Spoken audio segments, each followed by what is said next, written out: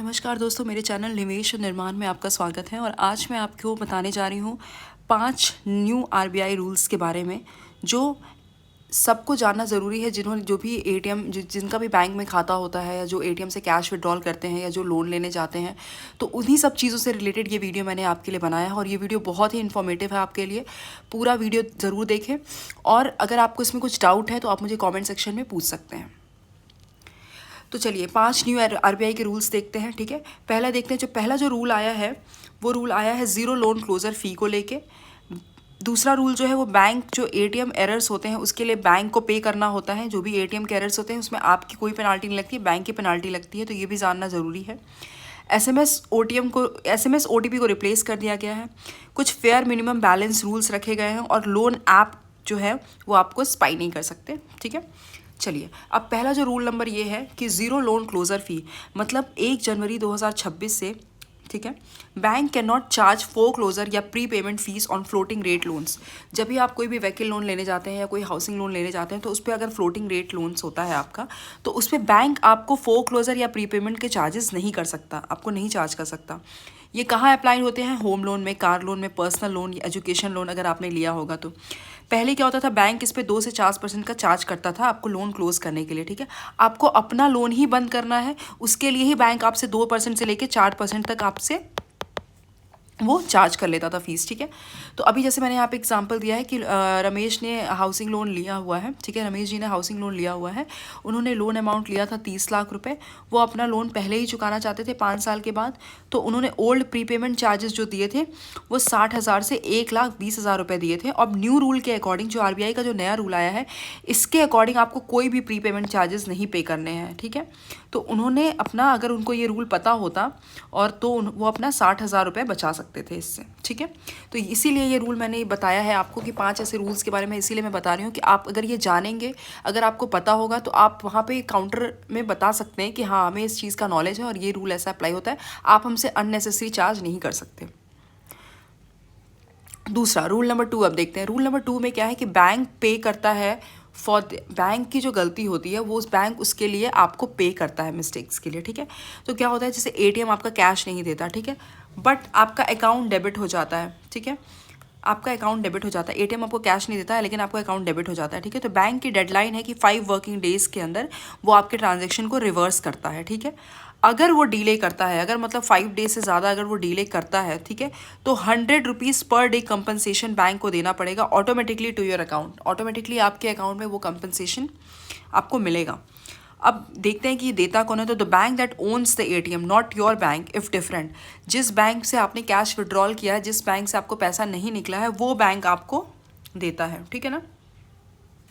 अब ये काम कैसे करता है, देखिए, एटीएम फेल हो गया, मनी आपका कट गया, आपने 10,000 रुपये निकाले, आपको 10,000 रुपये नहीं निकला। ठीक है, तो क्या हुआ, एटीएम फेल कर दिया। अब क्या है, आपने कंप्लेंट फाइल की 0 डे पे। ठीक है, तो बैंक के पास 5 वर्किंग डे है कि 5 वर्किंग डे के अंदर वो आपके पैसे को रिवर्स कर दे। डे 6 में क्या होता है, अगर वो नहीं कर पाया डे 6 में, तो बैंक को पर डे के हिसाब से 100 रुपीज़ पेनाल्टी पे करनी होती है आपको। तो ये भी आपको जानना बहुत ज़रूरी है क्योंकि ये बहुत इंपॉर्टेंट रूल है। बहुत सारे लोग होते हैं जो पैसा निकालते हैं और उनका पैसा नहीं निकलता है, डेबिट हो जाता है, फिर वो कंप्लेन करते हैं। नॉर्मली क्या होता है, पैसा 72 आवर्स के अंदर रिवर्स तो आ जाता है, बट किसी किसी केस में नहीं हो पाता है। तो वहाँ पर आपको ये जानना ज़रूरी है कि अगर आपका पैसा 5 दिन के अंदर वापस नहीं आता है तो बैंक इसके लिए लायबल है, आपको 100 रुपीज़ पर डे के हिसाब से वो आपको कंपनसेट करेगा।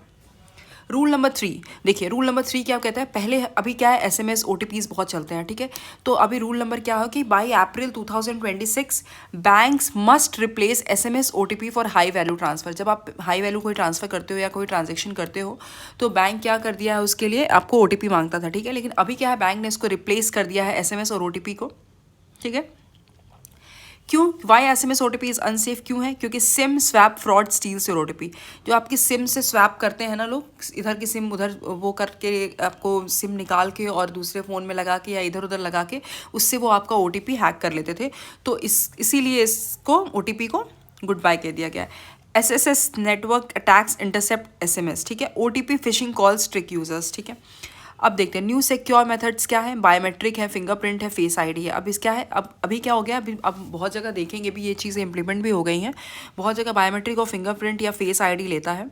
तो इससे क्या होता है कि आप अपने फ्रॉड से बच सकते हो, ठीक है।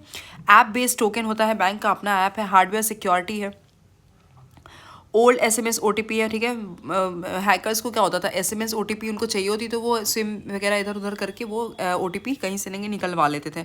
बट अभी क्या, अभी बायोमेट्रिक है, आपका फिंगरप्रिंट है, तो वो ये चीज़ नहीं कर सकते, ठीक है। तो न्यू बायोमेट्रिक ऐप टोकन ये 10 टाइम्स ज़्यादा सिक्योर है, फास्टर है, हैकर प्रूफ है, ठीक है।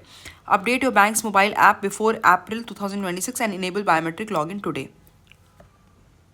चलिए रूल नंबर 4 के बारे में जानते हैं। रूल नंबर 4 जो है वो फेयर मिनिमम बैलेंस के रूल्स दिया हुआ है, ठीक है। अभी RBI ने क्या है, कुछ minimum balance rules, minimum balance के जो रूल्स हैं ना उसमें कुछ चेंजेस किए हैं। अब देखते हैं वो क्या चेंजेस हैं। देखिए, अगर आपका अकाउंट रेगुलर सेविंग्स में है, ठीक है, और अगर आपकी लोकेशन मेट्रो अर्बन सिटी है, तो आपको मिनिमम बैलेंस जो मेंटेन करना होगा एवरेज वो 3000 करना होगा। रेगुलर सेविंग्स अगर सेमी अर्बन या टाउन में है तो 2000 एवरेज मंथली करना है। अगर आपका रूरल या विलेज में है तो आपको 1500 महीने का मेंटेन करना है एवरेज। और जनधन या बेसिक खाता है तो किसी भी लोकेशन पे हो आपका, आपको कोई मिनिमम बैलेंस चार्ज नहीं पे करना है, कोई हिडन पेनाल्टी चार्जेस नहीं है। बैंक आपसे कोई भी रैंडम या सरप्राइज फीस नहीं मांगता है। Any fee must be clearly disclosed in advance. अगर कोई फी मांगता भी है तो उसको डिस्क्लोज करनी होती है, ठीक है। Accounts can not go negative, account negative में नहीं जा सकता। Your balance can not go below zero just from bank charges, no surprise negative balance, ठीक है। आपको कोई भी नेगेटिव, तो मेन यही है कि आपका बैलेंस अब जीरो से नेगेटिव नहीं हो सकता as per RBI new rule.